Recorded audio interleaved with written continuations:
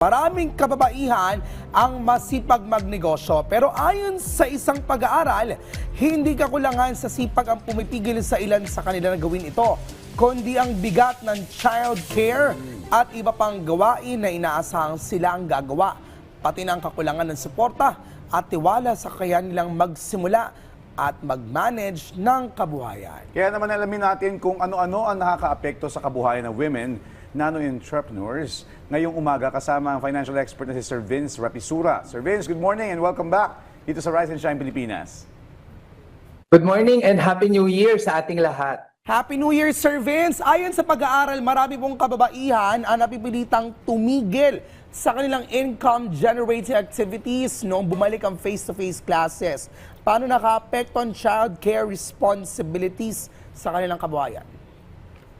Yes. So nakita sa research namin sa Ateneo de Manila University na ginawa noong 2020 pandemic hanggang 2024 at suportado ng World Bank at Australian Aid na tumulong ang mga kalalakihan sa mga responsibilidad sa bahay pati na rin sa pagpapatakbo ng negosyo ng mga nano-enterprises ng mga kababaihan.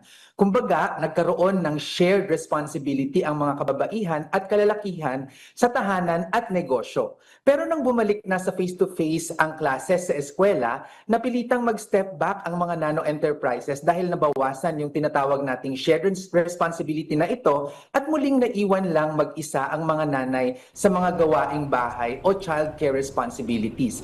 Kaya hindi lumago ang kanilang negosyo. Yon, tapos binabanggit din sir sa research yung tinatawag na double burden ng kababaihan, negosyo at gawaing bahay. Sa totoong buhay po ng women nano-entrepreneurs, paano po ito nagiging hadlang sa paglago ng kanilang negosyo? Okay, so ang double burden sa mga kababaihang nano-enterprises ay tumutukoy sa kanilang child care responsibilities kasabay ng ekspektasyon na magdagdag sa kinikita ng tahanan. Nalilimitahan ng mga nano-enterprises na gawin ang kanilang negosyo sa bahay lang dahil dito, no? Ang resulta, hindi sila makapag-expand ng market dahil sa lack of mobility at hindi nila mapalago ang kanilang negosyo.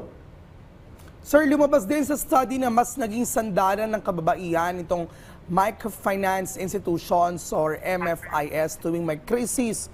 Anong ginagawa nito na epektibo bilang informal social protection? Yes. So nagbibigay ang mga microfinance institutions, particular na ang mga kooperatiba ng Damayan Program. Ito ang ating indigenous insurance practice na kung saan nakakapagbigay ng mabilis at sapat na benepisyo sa mga miyembro nito sa panahon ng krisis at emergency. Ito ay salungat sa traditional formal insurance na mahirap abutin, mahal at matagal ang pagproseso sa mga claims sa oras ng matinding pangangailangan ng mga kababaihang nano-enterprises. Alright, so usapin naman po ng social protection, ano po yung nakikitang kakulangan ngayon? Lalo na sa access ng kababaihan sa SSS, Pag-ibig at PhilHealth, paano naman po ito nakakaapekto sa kanilang kakayahang magnegosyo? Yes, dapat maging abot kaya ang contribution, no? Madali ang pagsali at mabilis ang pagproseso ng benepisyo mula sa SSS, PhilHealth at Pag-ibig bilang mga basic social insurance ng bawat Pilipino.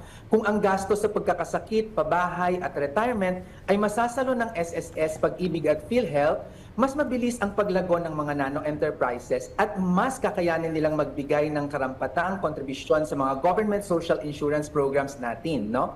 Ang mga ayuda programs natin ay may tamang intensyon pero ito ay duplicate at maraming overlap sa mga serbisyo ng SSS, Pag-ibig at PhilHealth.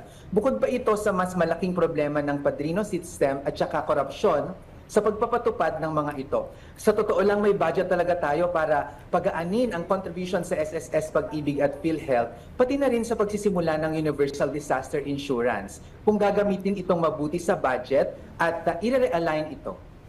Sir, you also mentioned na isama yung disaster coverage dito sa mga social insurance program. Bakit mahalaga ito para sa mga nano-entrepreneur, lalo na sa mga lugar na madalas tamaan ng kalamidad? Okay. So, disasters kasi at pagkakasakit ang pangunahing dahilan ng kahirapan ng mga nano-enterprises sa Pilipinas.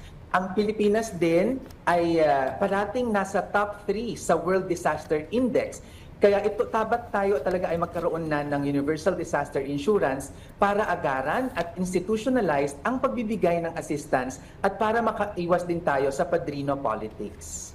Yun. Alam mo, malaking bagay yung mga itong pag-aaral para mas mahikayat at ma-encourage pa natin yung ating mga kababayan na magnegosyo. Thank you so much, Sir Vince Rapisura, sa muling pagbisita sa amin dito sa Rise and Shine Pilipinas.